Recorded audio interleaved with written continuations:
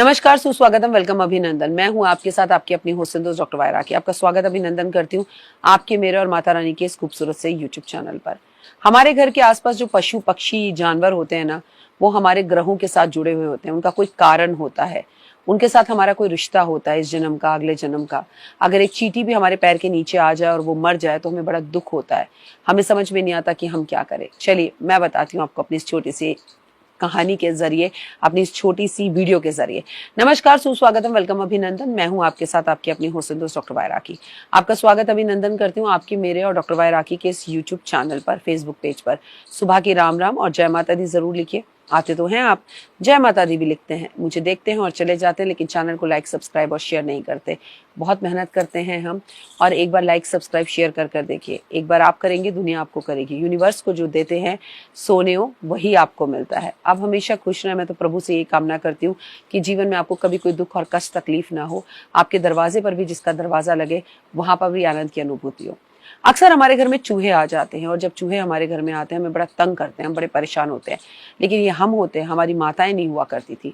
वो सिर्फ गणेश जी को 4 लड्डुओं का भोग लगाती थी और कहती थी, गणपति जी अपने वाहन को अपने घर बुला लीजिए, अपने पास वापस बुला लीजिए, और इनसे बोलिए कि हमारे घर में कोई कष्ट और उधम ना मचाए। क्या आपको पता है, चूहे को पुदीना बिल्कुल पसंद नहीं है। अगर आपके घर में चूहे बहुत ज्यादा आ रहे हैं तो आप अपने घर के चारों तरफ पुदीना उगा लीजिए, पुदीना डाल दीजिए जगहों पर जहां से चूहा आता है। नहीं तो पुदीन हरा की जो दवाई होती है, उस मेडिसिन को खोल कर भी अगर आप उस जगह पे रख देंगे, वहां चूहा दोबारा नहीं आएगा। लेकिन आप गणेश जी की पूजा करें और घर में गणपति महाराज को लड्डू का भोग लगाकर आग्रह करें कि चूहा हमारे घर ना आए, तो वो नहीं आएगा। क्या आपको पता है, छुछुंदर का घर में होना कुबेर का घर में होने के बराबर होता है। होना तो बहुत ही लकी बात है, लेकिन अगर आपको छुछुंदर के दर्शन भी हो जाए दिवाली के आसपास, कार्तिक के महीने में, सावन के महीने में, या आप किसी खास इंटरव्यू देने जा रहे हैं, तो ये एक बड़ा शुभ संकेत माना जाता है। कहते हैं छुछुंदर पर कुबेर जो है वो उनकी सवारियों में से एक सवारी है। अगर छुछुंदर आपको दिख जाए, या जिस घर के अंदर छुछुंदर होती है, ऐसा घर दिन दुगनी रात चौगनी तरक्की करता है और वहां बहुत पैसा होता है। अगर आपको छुछुंदर दिख जाए तो उसे प्रणाम जरूर करें, और जीवन के अंदर आगे बढ़ने के लिए याद रखिए कि सुबह उठते कबूतरों को बाजरा, गाय को रोटी, कुत्ते को दूध, चींटियों को खाना दें।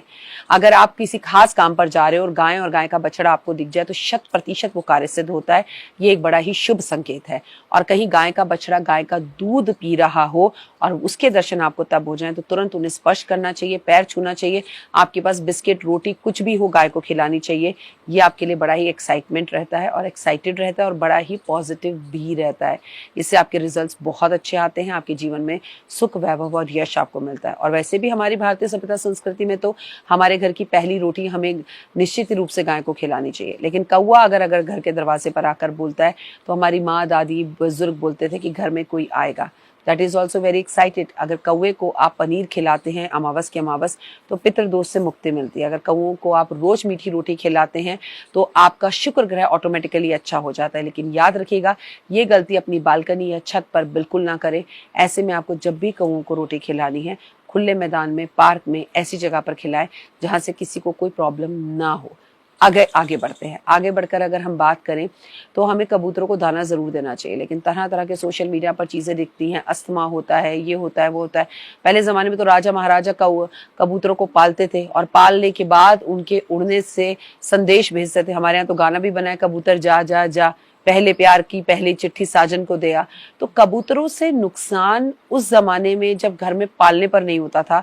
आज अपने घर के आसपास कबूतरों को बाजरा देने से कोई नुकसान होता है, ऐसा नहीं है। अपने कर्म राहु और केतु को आप अच्छा करते हैं जब आप कबूतरों को बाजरा देते हैं। कम से कम मैं दिल्ली की बात करूं तो दिल्ली से चिड़िया बिल्कुल लुप्त हो गई है, खत्म हो गई है। किसी को इस विषय पर सोच विचार भी नहीं आता कि अब हमें चिड़िया देखने को नहीं मिलती। कभी कभार महीने 2 महीने में कोयल की आवाज सुनने को मिल जाती है, वो भी अगर किस्मत चमक रही हो तो।